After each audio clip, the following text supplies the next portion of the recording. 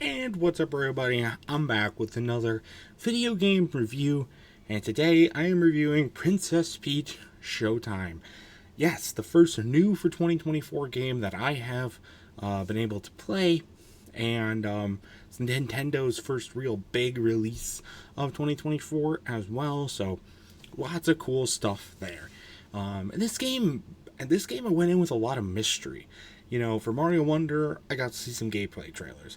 For Pikmin 4, I got to play a demo and knew what was somewhat expected going in. This game, I had very, very little clue about what it was going to be about. I saw the very teaser trailer and then the full trailer thing that they did in the last couple directs, but other than that, really nothing to speak of. So I came in with a lot of wonder about this game.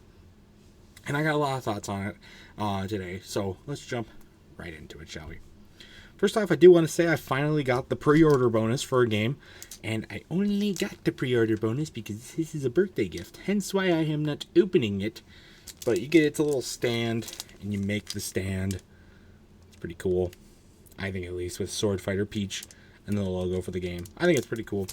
I don't know, I'm not really that big into like stands or anything like that. It was Best Buy was the only one that was even doing a pre-order bonus, and this was it. So I don't know, I think it's a cool birthday gift. So there you go. So that's why I'm not opening it. What about the game itself? Let's jump into that. First off, this game is called Princess Peach Showtime, and you know they had a lot to work with there because there's only the second ever Peach game released. The first one was on the DS, I think about 18 years ago now. So it's been a long time. So they had a lot to work with, and you know, a lot of freedom to go with the character, and I think they did overall a pretty good job with it. They do it like a play theme, you know, like you're at a play, or something like that. So you have a lot of that you get to deal with and whatnot. And they do a really good job of like with the theme. The levels are designed exactly like you would think a play would go. You know, and it even has that feel, kind of how everything looks, and kind of just like you're like everything's kind of in the background. It makes like an illusion that there's more back there when really there isn't, like a backdrop kind of thing. It's a really cool little touch, I think so. And then it just overall shows like the well design of the levels. I think a lot of them are really well designed and fun to play. Some were less fun to play than others. I think the detective levels and the mermaid levels were especially not great. But like the cooking levels were a lot of fun. The sword fighting ones were really fun. There was a few others that I really enjoyed too. So it was good. So I like also like speaking on that more like Peach's new abilities. I think it makes her character a lot more in depth and better. And really good job of elaborating on the character. I know there were some problems with like Peach is more of a main character in some past games. I know there was one on the SNES in particular. They got a lot of backlash for being very sexist.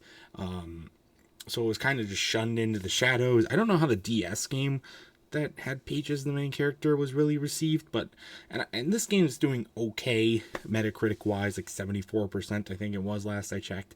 So you know, there you go. But a lot of these abilities I'd like to see used maybe for her character in the next Smash game, which hopefully will come out soon with the new Switch. Maybe, especially the sword fighter one. I mean, you get a look at it here on the thing. I mean, that's really cool. And there's oh, excuse me. There's a few others I think worked well too. The ninja one was really cool. The kung fu one was really cool too. And even like the cowgirl one was cool too. So they got a lot of freedom with that too. And I hope they at least use that for Smash or maybe just in some amiibos. I think that would be really cool. So. But like you've got sword fighting, a ninja, kung fu, and you got baking, ice skating, singing. Like where I'm going with this is it's a differentiate. You know, it's not all combat, and there's just a big jump between things. You get the sword fighter, then you get the baking, and then you get like the ninja, but then you also get the ice skater, and then which looks a lot like Rosalina, by the way, which is really funny. And then you get like the kung fu, and the cowgirl, and then you get a mermaid that sings. It's a really weird change, for sure, and I don't know exactly how I feel about it, but overall, I think it's done okay. Like, it's fine. Like, I don't see anything super crazy about it, but. And playing as Bayonetta definitely helped me here with the combat and everything too. I think I had a much easier time than maybe some people who hadn't played games like Bayonetta and gone into the game knowing what to do and like having that like mental memory of timing my attacks and doing the certain stuff. I think that helped me. While I didn't like make it like a complete cakewalk, but it didn't make it super difficult either, so it was good. And that's a lot of the things I liked about the game. But there are definitely some things that didn't go so well with this game. First off, the frame rate drops significantly during the loading screens, and I have no idea why.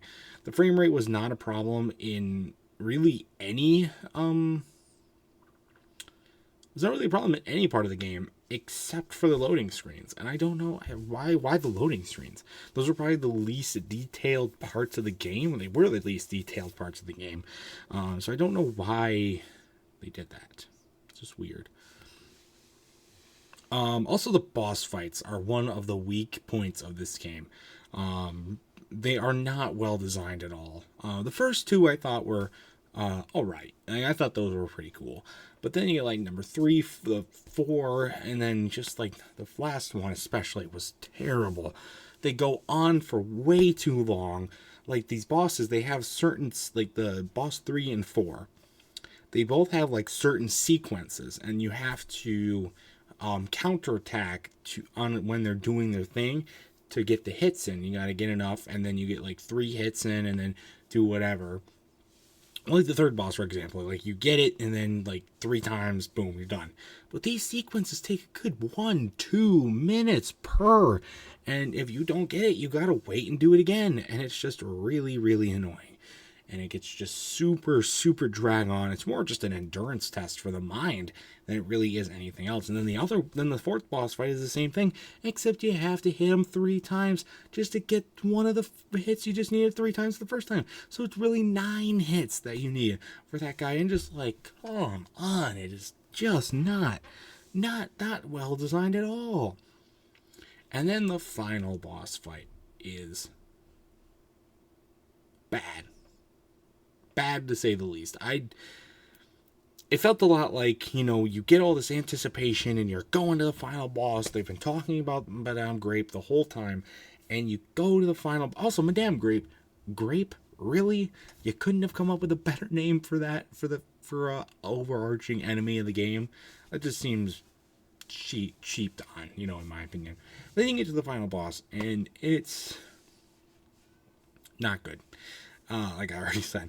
It's long, and it's just repetitive, and like there was a good point where they could have ended, and then you do it all again, but bigger, and it doesn't even last that long, so why was it even in the game?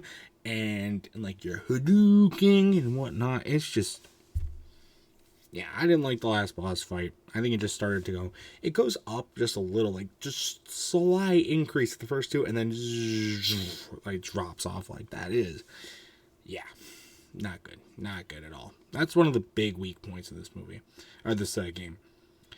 Also, like Peach's face animations, they cheaped out on this part too. Like a lot of times she only had like 4 or 5 different poses for her face. But like she had dialogue and like lines that wouldn't line up with it at all because they had a certain way, like they had lines, but they didn't want to animate her saying the lines. So why even have the lines to begin with? Or like why have them close up so we can so it just becomes that more noticeable. It just doesn't make any sense to me at all why they do that, but not my game. Well, I own the game, but I didn't make it, so. But overall, I still think this was a really fun game. Far from anything that I was like truly liking or expecting to like. It was okay. Like, I didn't. What do I recommend picking it up? If I would say get it, but be cautious. Like, I guess I can't say either way. Like, it's good enough where I would say get it, but it's not good enough where I would say like definitely get it. You know, so I don't know where I would put it, but that's kind of where I kind of lie on it. It was like a little underwhelming in my opinion, but I guess I didn't really have a lot of expectations to go off of to begin with, and I maybe just let them too high. I don't know. But that's really all I gotta say about this game. If you have played Princess Peach Showtime yet, I'd love to know your thoughts about it in the comment section down below. What am I missing? What stuff did I leave out? What big points of it? I'd love to know. And otherwise, that's all that's going to do for this review. So stay tuned for much more amazing content, including more game reviews and other awesome stuff. And until next time, I'll see you guys later. Goodbye.